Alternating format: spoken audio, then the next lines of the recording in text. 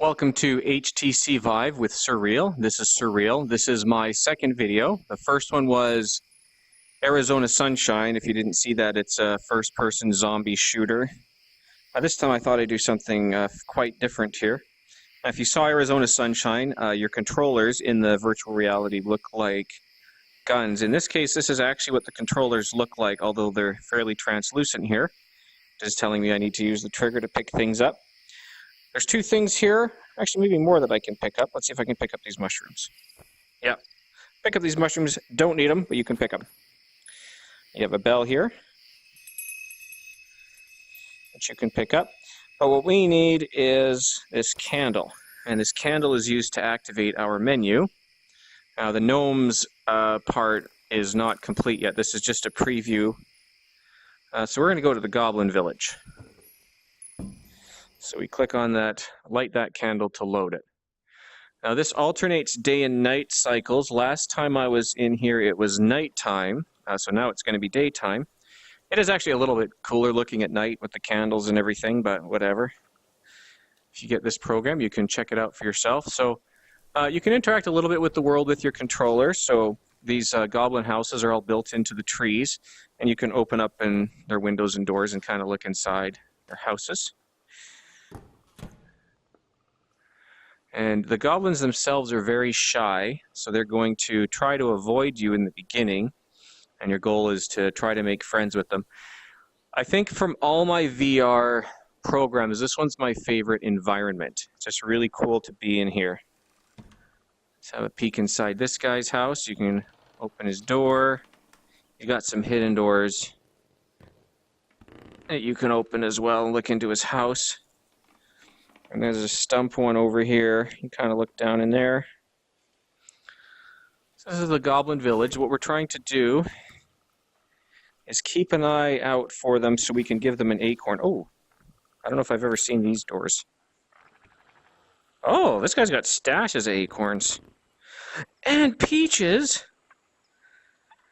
You know what? This makes my job way easier. Anyway.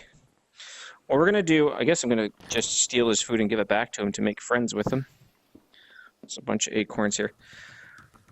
I can hear them running around on these rope bridges. Sometimes you can catch a glimpse of them. But right now they're super shy, so they're going to be trying to avoid me. So you kind of got to keep an eye on the ground. There's like certain points where they'll come out and kind of look at you. So sometimes it's right there, sometimes it's there, sometimes it's there. I think mainly it's those three. See these guys though, they like, when I wasn't looking, they came and shut their windows and doors. I can hear one running around on the ground. Oh, there's one. There's one. You kind of got to be really careful because he's pretty shy. He really, really wants this acorn. If you go too quickly, he'll run away. So you kind of got to stay still. Okay, he wants it. He probably won't. You can't make any sudden moves. You got to go pretty close. Not too close. They often won't come to your hand to pick it up, but you can usually drop it in front of them. And he comes and grabs it and runs off. So they're going to start to like me a little bit more now. Now what we really want to do is give them a peach. Now there's peaches there. I don't know if they'll work. I've never tried those ones. What I do know we want is that one there. But I can't reach it right now. At some point, there's a couple ways to get it if you can't reach it. Sooner or later a stick will appear on the ground here and you can knock it out of the tree. But you got to be careful not to knock it too far because it'll fly off the grid. But then you might be able to just use one of those. I don't know. They don't look as... Whoa.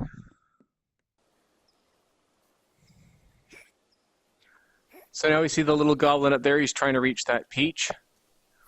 That peach is a lot nicer than these ones over here. So I think this is really the one you need to get. He's going to go try to get some tools to get this down. But I'm going to get it down for him. So you see the stick appeared on the ground. I can just reach up and carefully knock it out.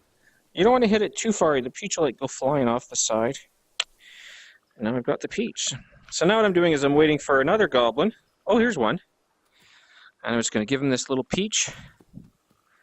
He might come and grab it out of my hand. This one looks pretty bold. Oh. Come on. Come on. Come on, little guy. Come and get it. It's pretty rare they'll actually come. I guess if you're patient enough, they might come up and grab it out of your hand, but see how he backed away? So if you drop it in front of him, he'll come and grab it, though. Okay, so that's the main thing you need to do here to become friends with them is to give them that peach. And now we just wait because they're going to bring us a present. And this guy here is the one that always brings you the present. He brings you this little bell. Thank you, buddy. So you pick up the bell using your trigger. This is a magic bell. So what you do is you shake this, and you keep shaking.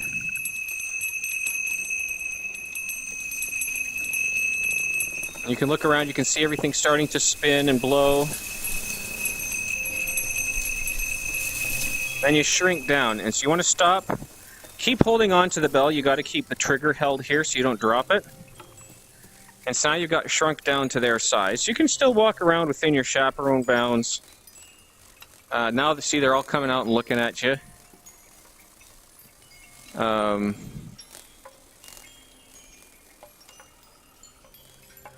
There we go. So now that we have this magic bell, it not only shrinks you down, it has another special ability. So keep holding on to it. Now what happens is every time you shake this bell, you teleport to a different part of the village. I feel like it's stuttering a little bit. I think the program that I'm using to record everything, combined with the virtual reality itself, might be overtaxing my system, or I've got a bunch of stuff running in the background, but anyways, you end up here on this rope bridge.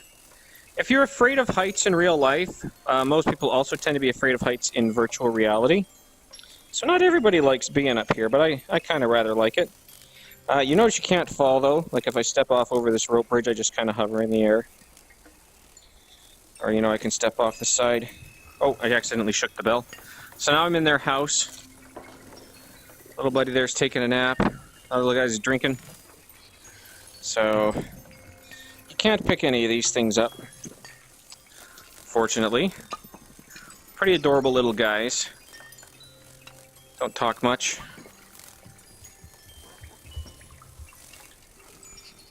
So this is the one that was down the stump that we looked down earlier. Shake it again. And this is a guy, we'd opened this guy's door and looked inside before. So we're up at another one of the rope bridges. And everybody's looking up at us. And we are back at the beginning. So there you are, that's Gnomes and Goblins. I think it's one of the coolest ones just to be inside. Like if you imagine just a nice little fantasy world you can kind of live in here. Make some new friends.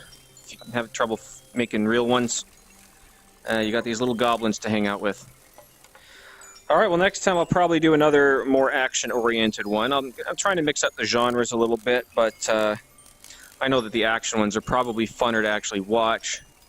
But I did want to show you this one. It's a really cool environment, really well made. So I'll see you next time.